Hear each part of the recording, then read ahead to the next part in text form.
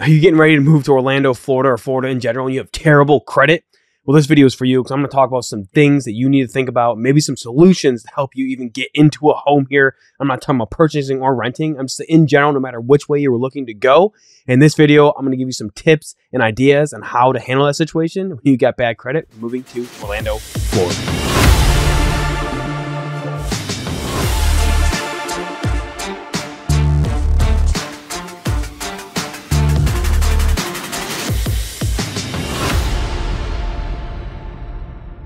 What's up, everyone? My name is Cameron Hodge. On this channel, I talk about making the move to and living in Orlando, Florida, and I absolutely love it.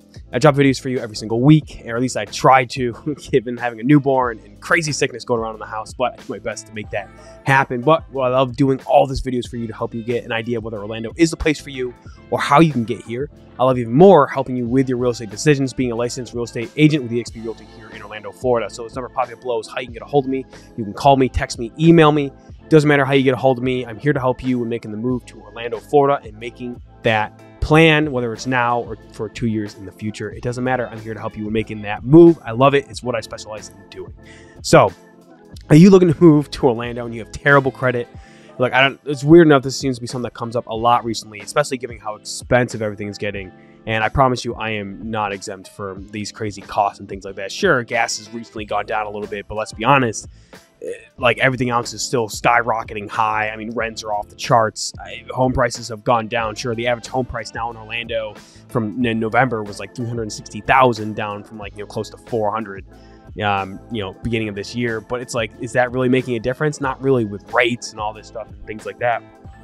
But over the last year, I've had a lot of people who have reached out to me that just have not good credit. They're like, Cameron, I really, what can I do?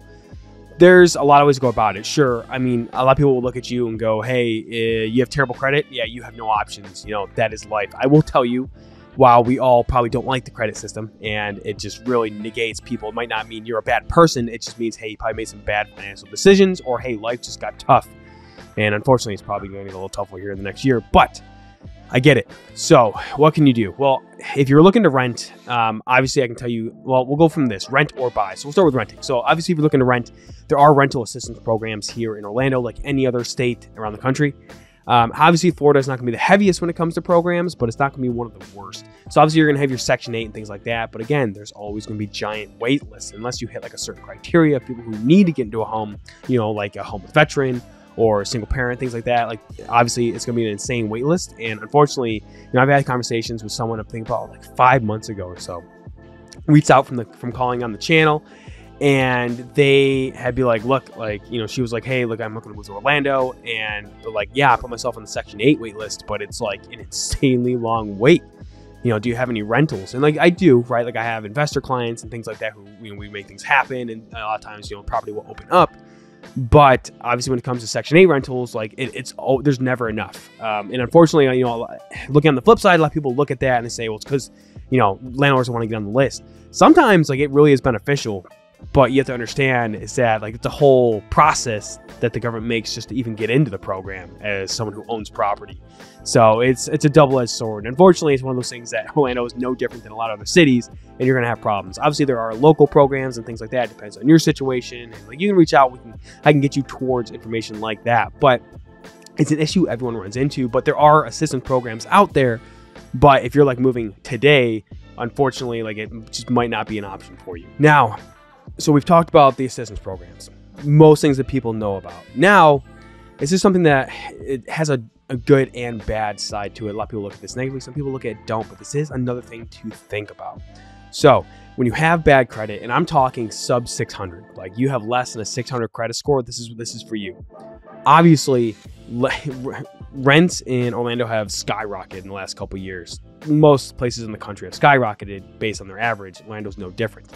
And a lot of people look at that and like, oh, this is terrible. Obviously, now it's common to see, oh, you need to make 3 times the rent. And look, I'm in the industry. Even I look at it, I'm like, look, Jack, if I'm going to be spending like $3,200 a month and I'm making 3 times that, I'm like, I wouldn't be trying to rent from your house. I'd buy the dang thing. Look, it makes me laugh, but it is a common metric that a lot of landlords use to get people into property, because generally that's like, it's a good rule of thumb.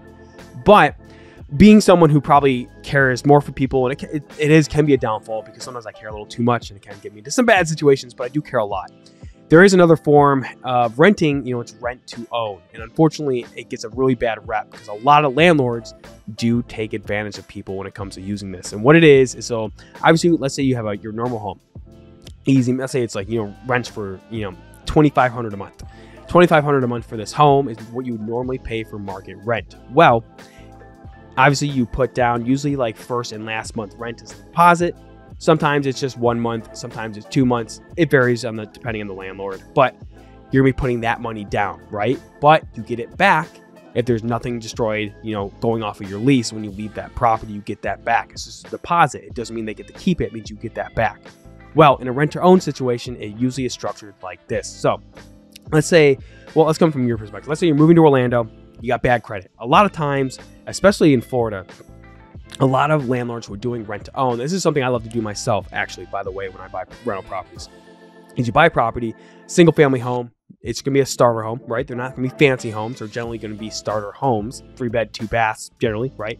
Probably with a carport, no garage. And the market rent is going to be about, let's say, $2,500 a month. Well, generally, you will spend about $100 to $200 more per month because you are going to be renting this home with the option to buy. So generally, let's say you're putting $2,500 as a security deposit to $5,000 down. Well, now you're going to be putting $5,000 to $10,000 down as a rent to own. It's a non-refundable deposit, meaning you do not get that money back. And that's hard. A lot of people are like, Cameron, I don't even have that freaking money. Look, I get it. If you don't have the money, sometimes you might have to pick up multiple jobs. Look, I know this isn't easy to say, but coming from someone who always tries to work multiple different things to try and bring in money, like, look, sometimes we just have to do what we have to do. And as things continue to get harder, unfortunately, you have to work. But you put $5,000 down, you're not getting that money back, but you're signing a separate contract that says, hey, in 3 years, 5 years, 10 years, whatever you agree to with the landlord, I am going to have the option to buy this house, right? And it doesn't mean these are in bad neighborhoods. A lot of times they're going to be in average neighborhoods. I'm not saying they're like the fanciest neighborhoods, but they're going to be good neighborhoods. Generally good neighborhoods, probably going to be, average, like your average suburban neighborhood around Orlando. And you're going to put that money down. It's non-refundable, but you're signing a contract saying, hey, in 5 years, like, you have to let me buy this house, or at least try to, right? That gives you 5 years to work on your income, work on your credit, do all these things you need to. And personally, like, I love to help the tenants when they rent from my properties. And by the way, no, I do not have any available right now. So I know, don't get too worked up in phone calls about that. I'm not trying to mislead anyone right now. But again, this is like, obviously when they are available, this is the options I present to people. And it gives you the option to work on yourself. And a good landlord who is doing this should help you in that process. Maybe you talk to a lender to work in your credit, like credit repair companies to help you work in your credit during this process. Because the goal is, like, you really get incentivized to buy that house. Like, the goal is for you to buy that house in 5 years, right? And now you might pay a little bit more per rent every month, but just like a mortgage, that extra you're paying in rent or a percentage of your rent payment is actually buying down. So you say, not only do you put that $5,000 down to secure your rent, or secure the option to buy that house in 5 years, you are also securing the purchase price for that home. So generally, someone like me would look at that and we'd be like, okay, look, right now the house is worth the X. In 5 years, it is going to be worth Y based on like 2-3% inflation, not COVID inflation, like that basic inflation. And you can negotiate that number, but that's generally what's going to be negotiated. Sometimes they won't be negotiated. The landlord will be like, look, this is how we do things, this is how we run the math, this is what we do it. But that a certain percentage of your rent goes towards buying down that purchase price. So let's say the home might be worth $350 now, and in 5 years, like, hey, it's gonna be worth $400,000, maybe a little more, whatever. But let's say $400,000, easy math. Well, every year, every time you make a rent payment, $100 or $200 is going towards that purchase price to bring it down. It's usually gonna be more than that, but generally that's what it means. They'll take your $5,000, put that towards the purchase price to reduce it, and then every portion of your rent that you agree upon will bring down that purchase price, just like you would having a mortgage, right? You're paying down that loan and you're slowly bringing down what you owe to be worth something. And then at that 5 years, you go through purchasing the home. So that's another option. Sometimes you got to get creative. And unfortunately, states like California and things like that, this isn't really common. And when people do it, they want like obnoxious amounts of money. In Florida, can be the same case. And I will tell you to be careful, because sometimes there are investors and landlords out there who will do this style and they will try and take advantage of you. Like, they don't want you to buy the house. They want you to fail because they get a non-refundable $5,000. No security deposit, they get that money.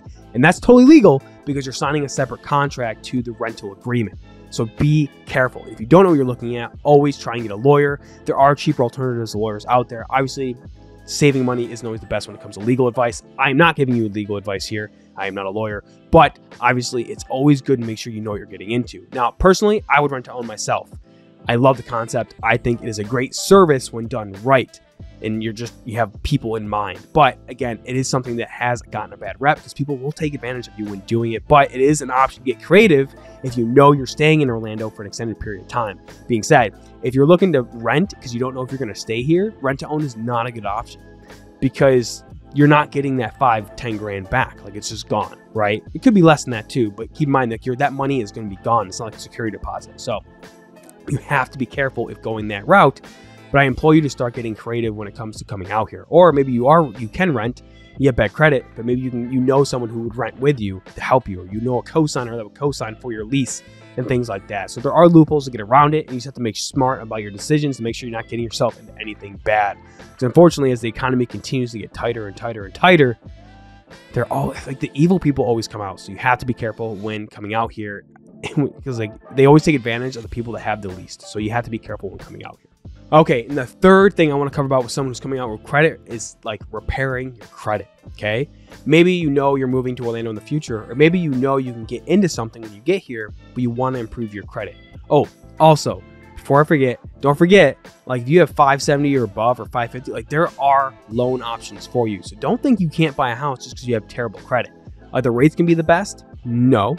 But it doesn't mean you can't get into something, because there's a whole different story between I can't get into anything when in reality you can. Just understand it might not be the best opportunity, right, cost-wise, but if you're okay with it, then it's something that's worth it. So make sure you keep that in mind when it comes to coming out here. You can actually buy a home with lower credit, right? Obviously, you're going to need a down payment. There are things you're going to need. So be aware that there are costs that are going to come with that. I'm not saying you need to buy a home. Just remember that there are options out there to still buy a home, even if you have bad credit. But credit repair services. Okay, so this one, again, another industry that can be very, very great. And personally, I was skeptical of it. I'm like, this is terrible. Like, the only way to fix credit is to pay off your debt. You know, make sure you keep long cards, all the stuff we all know about.